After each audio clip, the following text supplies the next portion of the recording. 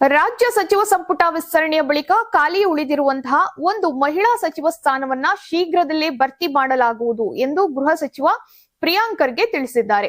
ಬೆಂಗಳೂರಿನಲ್ಲಿ ಮಾತನಾಡಿದಂತಹ ಪ್ರಿಯಾಂಕ್ ಖರ್ಗೆ, ಮಹಿಳಾ ಕೋಟಾದಡಿ ಖಾಲಿ ಇರುವಂತಹ ಸ್ಥಾನವನ್ನ ಆದಷ್ಟು ಬೇಗ ತುಂಬಲಾಗುವುದು. ಈ ಕುರಿತು ಮುಖ್ಯಮಂತ್ರಿ ಹಾಗೂ ಮಾಜಿ ಮುಖ್ಯಮಂತ್ರಿ ನಿರ್ಧಾರವನ್ನ ತೆಗೆದುಕೊಳ್ಳಲಿದ್ದಾರೆ ಎಂದು ಹೇಳಿದ್ದಾರೆ.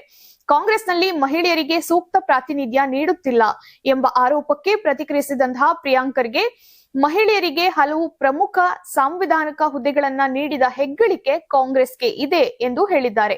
ಮಹಿಳೆಯರನ್ನ ಲೋಕಸಭಾ ಸ್ಪೀಕರ್, ರಾಷ್ಟ್ರಪತಿ ಹಾಗೂ ಪ್ರಧಾನಿ ಹುದ್ದೆಗೆ ಕರೆದೊಯ್ದಿರುವುದು ಕಾಂಗ್ರೆಸ್ ಎಂದು ಅವರು ಪ್ರತಿಪಾದಿಸಿದ್ದಾರೆ. ಇದೇ ವೇಳೆ ಬಿಜೆಪಿ ವಿರುದ್ಧ ವಾಗ್ದಾಳಿ ನಡೆಸಿದಂತಹ ಅವರು, ಮಹಿಳಾ ಪ್ರಾತಿನಿಧ್ಯದ ವಿಚಾರದಲ್ಲಿ ಬಿಜೆಪಿಯಿಂದ ಕಾಂಗ್ರೆಸ್ ಕಲಿಯಬೇಕಾದಂತಹ ಅಗತ್ಯವಿಲ್ಲ.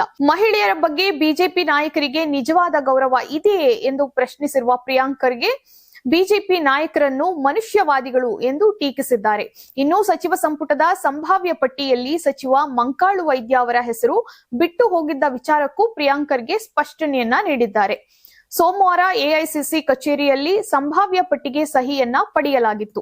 ಅದೇ ಸಂದರ್ಭದಲ್ಲಿ ಮತ್ತೊಂದು ಆಲ್ ಪಾರ್ಟಿ ಮೀಟಿಂಗ್ ಇದ್ದ ಕಾರಣ ಗಡಿಬಿಡಿಯಲ್ಲಿ ಪಟ್ಟಿಯ ಪ್ರಿಂಟ್ ತೆಗೆದುಕೊಳ್ಳಲಾಗಿದೆ ಎಂದು ಹೇಳಿದ್ದಾರೆ. ಆ ಸಂದರ್ಭದಲ್ಲಿ ಯಾರೋ ಆ ಪಟ್ಟಿಯನ್ನೇ ಅಂತಿಮ ಪಟ್ಟಿ ಎಂದು ಭಾವಿಸಿ ಸಹಿ ಮಾಡಿರಬಹುದು.